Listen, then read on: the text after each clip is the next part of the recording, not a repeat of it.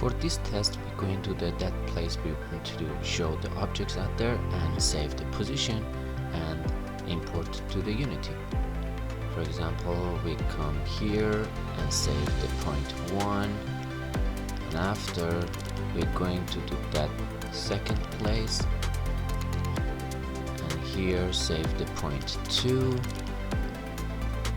then import the points as a point list .text to the Unity and auto-generate the points and the positions, as you can see in the 3D lobby or 2D AutoCAD plan, and import the 3D models and put on the points positions.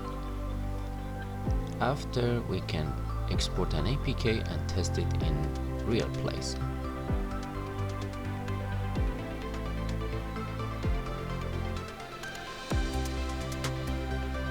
It's time to do the test in real place.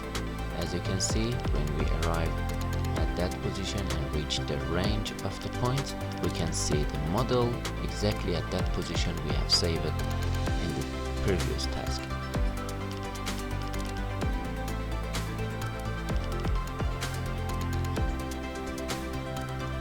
That was the point 1, and now we're going to reach the point 2.